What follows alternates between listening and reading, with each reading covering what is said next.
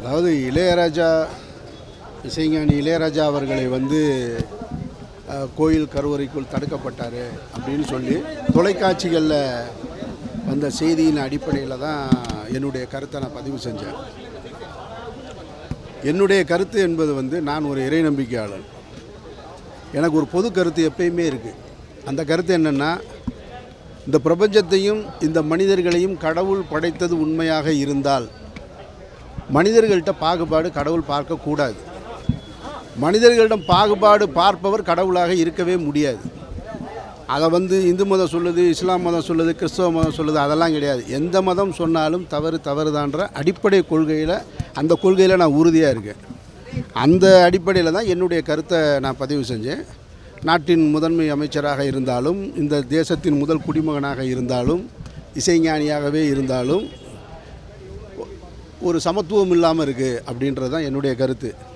ஆனால் தொலைக்காட்சிகளில் வந்த செய்தி உண்மை இல்லை, அப்படி எதுவுமே எனக்கு நடக்கலை, நான் சுயமரியாதை விட்டு கொடுப்பவன் அல்லன்னு இளையராஜா சார் சொன்னதுக்கப்புறம் அது குறித்து நம்ம விவாதிக்கிறதுல அர்த்தமே இல்லை. அதை அப்படியே கடந்துடணும்.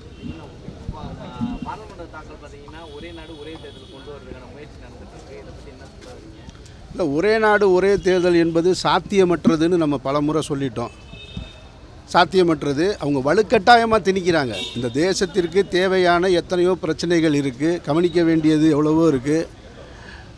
மணிப்பூருக்கு கலவரம் குறித்து இப்போ வரைக்கும் எது குறித்துமே பேசாதவர்கள், மீண்டும் மீண்டும் பாராளுமன்றத்தில் அதுக்கான நேரத்தை ஒதுக்காதவர்கள், விவாதத்துக்கான நேரத்தை ஒதுக்காதவர்கள் ஒரே நாடு ஒரே தேர்தலில் என்ன சாதிக்க போகிறாங்க அப்படின்னு தெரியலை. அது ஒரு அதிபராட்சி முறையை கொண்டு வருவதற்கான முயற்சி தான்றது என்னை போன்றவர்களுடைய கருத்து. இல்லை, பொது மேடைகளில் ஆபாசமாக பேசுகிறத அந்த கேள்வியை நான் ஏற்கிறேன். திமுக பேச்சாளர் ஒருத்தர் பேசுகிறாரு, அது ஏற்புடையதில்லை. ரொம்ப நாகரிகமான காலகட்டத்தில் வந்திருக்கோம். நம்ம ரொம்ப அட்வான்ஸு டெக்னாலஜி அடுத்த கட்டத்தை போய்கிட்டு இருக்கும்போது இன்னும் மூன்றாந்தர பேச்சாளர்களை வைத்து பேசுவது என்பது ஒரு கட்சியை வளர்க்கணுன்றது அவசியம் இல்லை.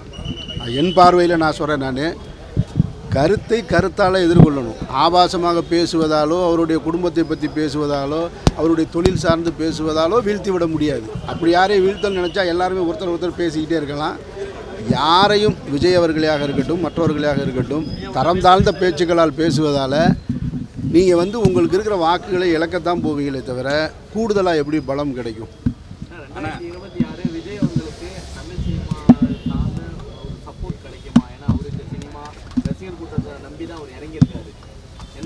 தமிழ் சினிமாவை நம்பி இறங்கியிருக்கேன்னு அவர் சொல்லவே இல்லை எங்கேயும். அவருடைய ரசிகர்களையும் மக்களையும் நம்பி இறங்கி இருக்கிறதா சொல்கிறேன். அது எப்படி நம்ம என்ன ஜோசியமாக சொல்ல முடியும் சப்போர்ட் பண்ணுமா இல்லையான்னு? அவர் முதல்ல யாரையெல்லாம் தனக்கு வலது பக்கமாகவும் இடது பக்கமாகவும் சுற்றி இருக்கிற வச்சுக்கணும்னு விரும்புகிறாருன்றது அது அவருடைய நிலைப்பாடு. அவர் இதுவரைக்கும் யாருக்காவது அழைப்பு கொடுத்துருக்காரா இல்லையான்றதும் நமக்கு உறுதியாக தெரியலை. எனக்கு தெரிஞ்ச வெளிப்படையாக இல்லை, இது வரைக்கும் யாரையும் அழைச்சது மாதிரி தெரியலை. அவர் 2 முறை மக்களை சந்திச்சிருக்காரு. அடுத்தடுத்து அவருடைய செயல்பாடுகள் என்ன அப்படின்றத வச்சு தான் அவருடைய வாக்கு வங்கி எப்படி மேலே ஏறப்போகுது, வாக்கு அவருக்கு வரக்கூடிய தேர்தலில் வாக்களிக்கலாமான்னு மக்கள் முடிவு பண்ண போகிறாங்களே தவிர, ஒருத்தர் கட்சி ஆரம்பித்த உடனே டக்குன்னு எல்லோரும் போயிடுவாங்களா அப்படின்னா போக மாட்டாங்க. ஒருத்தரை வாட்ச் பண்ணுவாங்க, அவருடைய செயல்பாடு, அடுத்தடுத்து நடக்கக்கூடிய பிரச்சனைகளில். இப்போ விஜய் அவர்கள் இந்த ஒரே நாடு ஒரே தேர்தலில் அவருடைய நிலைப்பாடு என்ன, டங்ஸ்டன் சுரங்கத்தில் அவருடைய நிலைப்பாடு என்ன பார்ப்பாங்கல்ல, மக்கள் பார்த்துட்டு தானே இருப்பாங்க. இதிலெல்லாம் என்ன கருத்து சொல்கிறாங்கன்னு அதை வச்சு தான் அவருக்கு வாக்கு சதவீதம் கூடுன்னு நான் நம்புகிறேன். விடுதலை சிறுத்தைகள் கட்சிகளில் ஆதவ அர்ஜுனா விவகாரத்தில் நீங்கள் அதிகமாக தலையிட்டதான்ற ஒரு கருத்து இருக்குன்னா அது விஜய்ன்றது அது இல்லை அப்படி பார்க்காதீங்க. அப்படி நான் பார்க்கல. நான் ஏற்கனவே பதிவு பண்ணியிருக்கேன் ஒரு நேர்காணலில், அதை மீண்டும் சொல்கிறேன். விடுதலை சிறுத்தைகள் கட்சியும் கம்யூனிஸ்ட் கட்சியையும் நான் வெறுமனே அதிகாரத்துக்கு வரக்கூடிய கட்சியாக பார்க்கல. அதை ஒரு சித்தாந்தத்தை கொண்ட ஒரு கூட்டமாக நான் பார்க்குறேன். அப்போ அந்த சித்தாந்தத்தை கொண்ட கூட்டம் வலுவிழந்து விடக்கூடாது. கிட்டத்தட்ட 25 ஆண்டு காலமாக களத்தில் பயணித்த, அரசியல் களத்தில் தேர்தல் அரசியல் பயணித்த விடுதலை சிறுத்தைகளுக்கு புதிதாக ஒருவரால் ஒரு களங்கம் ஏற்பட்டு விடக்கூடாது. அந்த தலைவர் மேலே ஒரு நம்பகத்தன்மை இல்லாமல் போயிடக்கூடாதுன்றதுக்காகத்தான் என்னுடைய கருத்தை பதிவு பண்ணுறேன். அப்புறம் ரெண்டாவது, அவர் சொல்கின்ற கருத்து அவருடைய தனிப்பட்ட, அவர் முழுக்க அவர் ஒரு பிஸ்னஸ் மேன். அவருடைய வாய்ஸ் ஆஃப் காமன் அப்படின்றது ஒரு வருமானத்தை ஈட்டக்கூடிய ஒரு நிறுவனமாக தான் நான் பார்க்குறேனே தவிர, வாய்ஸ் ஆஃப் காமன்றது வந்து மக்களுக்கு எந்த இடத்துல பணி செஞ்சிச்சு, மக்களுக்காக எங்கே போராடிச்சு அப்படின்னு கேட்டால் எதுவுமே கிடையாது.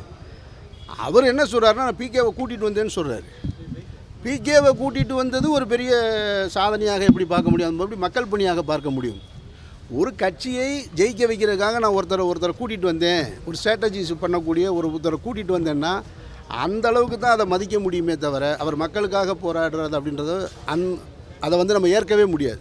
அந்த அடிப்படையில் தான் என்னுடைய கருத்தை சொன்னேன். விடுதலை சிறுத்தைகள் கட்சி பலகீனம் அடைந்து விடக்கூடாது, அந்த தலைவர் மீது இருக்கக்கூடிய நம்பகத்தன்மை குறைந்து விடக்கூடாது என்பதற்காக தான் என்னுடைய கருத்தை நான் பதிவு பண்ணுறேன்.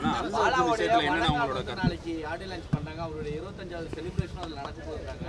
ஸோ நீங்கள் அவருடைய இதுவும் முக்கிய பங்கு வகிச்சிருக்கீங்க, உங்களுக்கு அழைப்புதல் கொடுத்துருக்காங்களா?